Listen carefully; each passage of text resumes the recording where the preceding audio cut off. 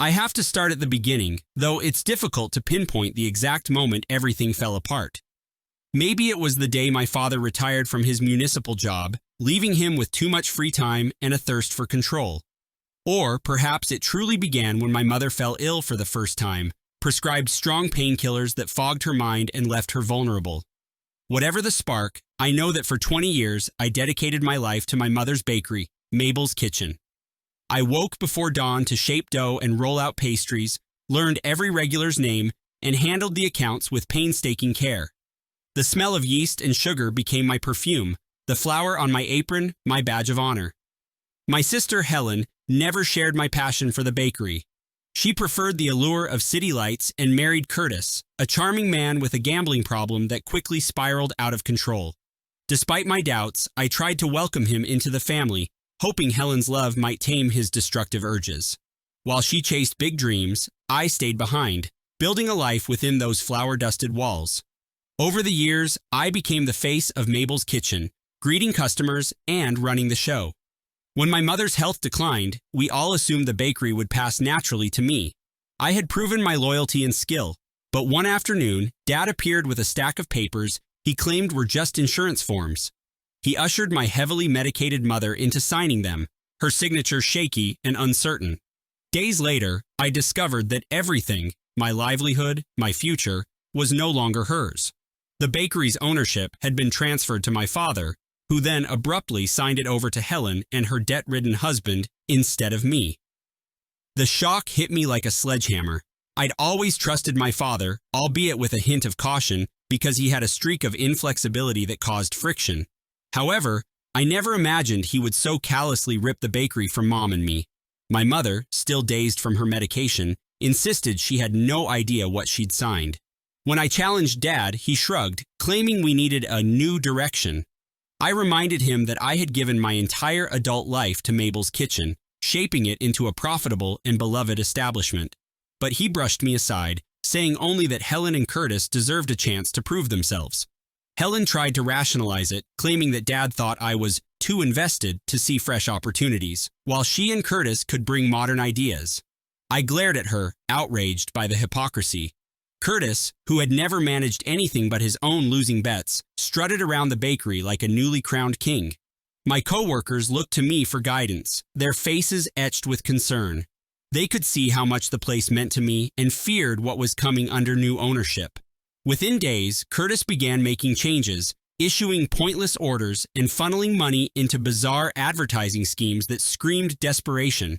He boasted about attracting a younger crowd, but really, he was siphoning funds to pay gambling debts. Helen hovered by his side, torn between loyalty to me and her husband's grandiose illusions. The tension built like yeast left too long to rise, threatening to overflow.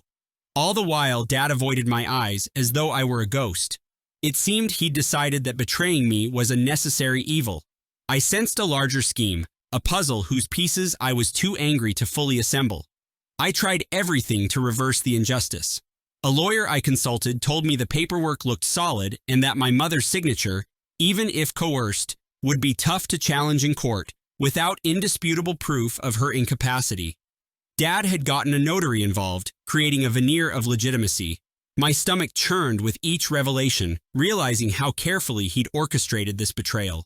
I poured my frustrations into the daily operations, determined to keep Mabel's Kitchen afloat, despite Curtis's reckless decisions. The staff watched helplessly as their new boss demanded trendy menu changes that clashed with our classic appeal, insisted on cost-cutting measures that undermined quality, and occasionally vanished for hours, presumably to gamble. I stayed to protect what I could, though each day felt like drowning in quicksand.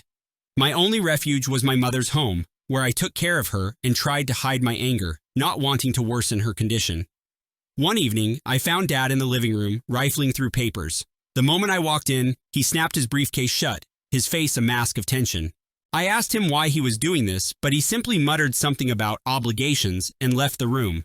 I wondered if there was more to this than a simple preference for Helen. My father had always been stern, but never cruel.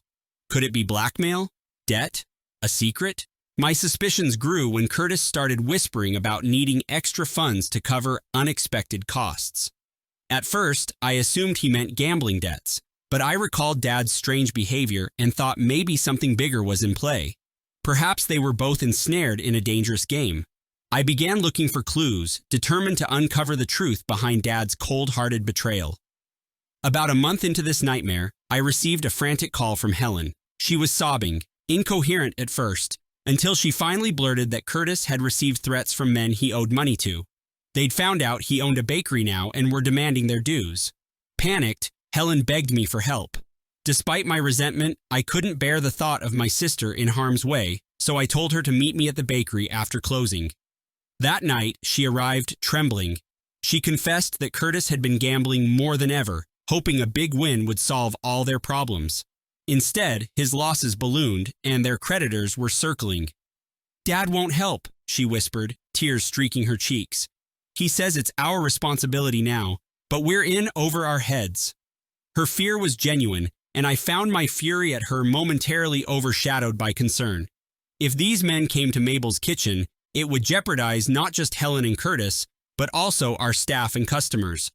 Reluctantly, I agreed to help in any way I could, though I still couldn't understand why Dad had placed them in this position. Helen suggested we look at the financial ledgers to see if there was any wiggle room. We did, and I discovered something that made my blood run cold.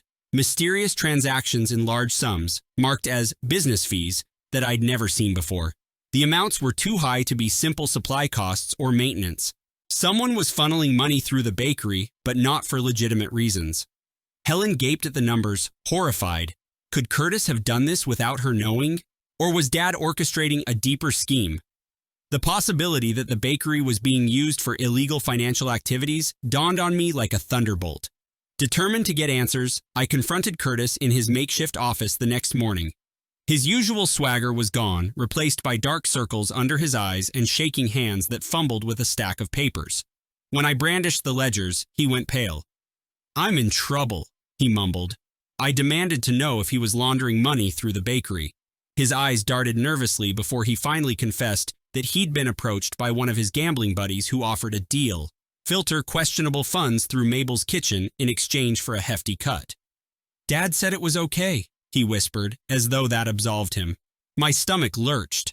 Dad had actually given the green light to turn the bakery into a laundromat for dirty cash? It was beyond mere betrayal. It was criminal. Furious and scared, I asked him why Dad would ever condone such a thing. Curtis shrugged helplessly, saying he only knew that Dad had an arrangement with some powerful individuals, and this scheme was part of it. My mind reeled at the thought of my father, once a respected civil employee, entangled in a web of corruption. How deep did this go? And why use Helen and Curtis as the public face instead of me? My guess was that I was too upright, too invested in the bakery's legitimate success, making me a risk. Curtis, drowning in debt, was easier to manipulate. After extracting as much information as I could, I left, simmering with rage. My mother's legacy was now a front for criminal activity, all because my father and my brother-in-law had made some shady pact. I knew I had to act fast. If law enforcement caught wind of this, Helen, Curtis, and possibly even I would be implicated in the scandal. That night, I couldn't sleep. My thoughts whirled as I tried to puzzle out how to stop this madness without destroying what was left of my family. Early the next morning, I went through my father's study while he was out, searching for anything that might clarify his motivations. Hidden in a locked drawer, I found documents that confirmed my worst suspicions. Several notarized contracts tied Dad to a group of investors with unsavory reputations, names I recognized from local rumors about organized crime. The documents indicated that Dad owed a significant debt, one he'd agreed to repay through a percentage of Mabel's kitchen's profits, legitimate or otherwise. As I leafed through the paperwork, another horrifying detail jumped out. Dad wasn't just paying off a personal debt, he was being blackmailed over a scandal from his time in public office. If exposed, it would tarnish his name and possibly land him in prison. By sacrificing the bakery, he hoped to protect himself and, ironically, shield our family from disgrace. It was a twisted logic, but it still enraged me. He'd chosen to gamble with my mother's life's work, with my own future, rather than face the consequences of his deeds. Armed with these documents, I confronted him when he returned. The moment he saw them in my hands, his face fell. He didn't deny it, only mumbled that he had no choice. I exploded, reminding him that he did have choices. He'd simply made the wrong ones. Tears of anger burned in my eyes as I told him he had until the end of the week to undo this, or I would expose everything. He stared at me with haunted eyes, and I wondered if the man who once tucked me into bed could truly have sunk so low. In the days that followed, I tried to persuade Helen to walk away from Curtis. She resisted, insisting that she still loved him and that she couldn't abandon him when he was in so deep. I argued that staying meant risking her safety and our family's reputation, but she refused to listen. My father, meanwhile, seemed paralyzed by indecision. He avoided me, and when we were forced to speak, he simply said he was trying to protect us all, though his plan was obviously failing. Frustrated, I consulted my lawyer friend again, laying out every piece of evidence, minus the explicit admission of my father's blackmail, which I feared might escalate things beyond control. My friend warned me that exposing illegal dealings could trigger a criminal investigation. However, if I could prove that Dad coerced my mother into signing over the bakery, there might be grounds for reverting ownership. That was my chance to save Mabel's kitchen, but it also meant going head-to-head with Dad in a public battle that would tarnish our name. As I weighed my options, the bakery's finances deteriorated. Curtis's creditors were pressuring him more aggressively. Staff morale plummeted as rumors circulated about suspicious money flowing in and out.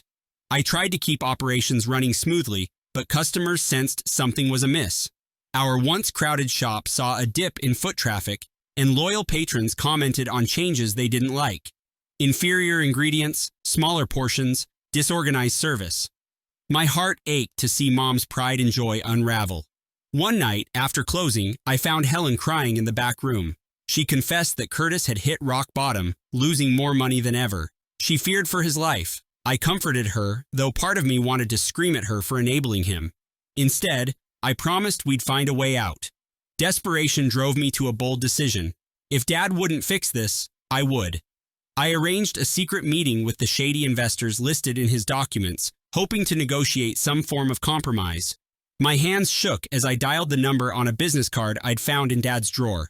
To my surprise, a gruff voice agreed to meet at a dingy diner on the edge of town. That evening, I slipped away and found myself sitting across from two imposing men in leather jackets, their faces hardened by years of dubious dealings. I explained that I knew about the laundering and my father's debt. I wanted to pay it off, but only if they relinquished their hold on Mabel's kitchen. They laughed, amused that I believed I could solve this problem by simply writing a check. One man leaned forward, explaining that the bakery was too lucrative a front to abandon. They needed it to cycle funds through legitimate channels. I insisted there had to be another way. My pleas fell on deaf ears until I threatened to go to the authorities with the evidence I'd gathered. Instantly, the mood shifted. Their eyes narrowed and tension crackled in the air.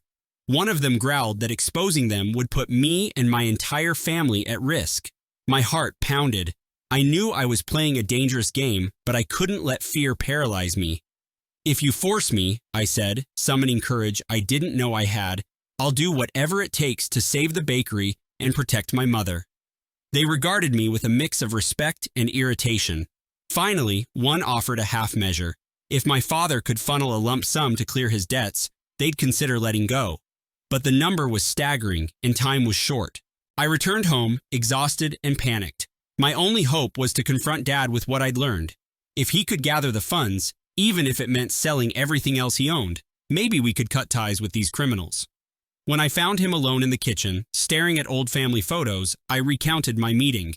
He looked devastated. "I never wanted this," he whispered. I lashed out, reminding him that his choices had destroyed our family. Through tears, he explained that he'd been cornered with threats of exposing an ancient scandal that would ruin Mom's standing in the community. He feared she wouldn't survive the shame. So he'd gambled by using the bakery as collateral, trusting that he could manage the criminals and protect us. It was a tragic miscalculation. We only had days to produce the sum. Realizing his error, Dad finally agreed to sell his remaining properties, liquidate his retirement fund, and approach old friends for loans. In a last-ditch effort, he even tried to persuade Curtis and Helen to return partial ownership of the bakery so we could secure a legitimate bank loan. But Curtis was too far gone, paralyzed by fear and gambling debts he couldn't repay. My sister tearfully admitted they'd refinance their house to cover him. None of us had enough cash to meet the criminal's demands. It seemed hopeless, but I refused to give up. I assured Dad I'd stand by him if he came clean about everything, if only to spare Mom from further heartbreak. The night before the deadline, I paced the halls, expecting the worst. Early the next morning, the criminals called me, not Dad, summoning me to the same diner. My stomach clenched. Maybe they were going to deliver an ultimatum, or, worse, a threat on our lives. I arrived with trembling hands, my heart in my throat, bracing for violence. Instead, I was greeted by an unexpected face, a federal agent with a badge, calmly thanking me for my cooperation. As shock washed over me, the agent explained that the criminals had been under surveillance for months. My visit had alerted law enforcement to a new potential victim, our bakery, and they'd decided to intervene. Dad, in a moment of clarity, had also tipped them off about the location of key documents. I was overwhelmed by conflicting emotions, relief that the criminal ring might be dismantled, and terror at the fallout for my family. True to their word, the authorities raided the bakery later that day, seizing financial records and detaining Curtis for questioning. Helen stood by sobbing, insisting she had no knowledge of the money laundering, which was partly true. My father broke down, surrendering every piece of incriminating evidence he had.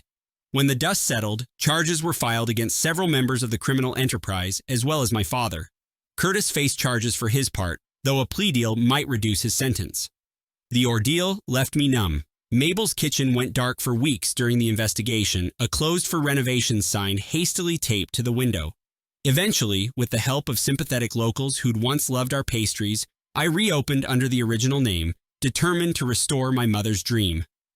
Ownership was transferred back to her and me after the courts ruled that her initial signature was obtained under duress. My father, awaiting trial, asked for my forgiveness. I couldn't give it easily, but I promised to care for Mom, who needed every ounce of stability. Even Helen found a strange relief in the truth coming out, finally free from Curtis's downward spiral. As for me, I stood by the display case on opening day, inhaling the comforting aroma of fresh bread, ready to face whatever came next.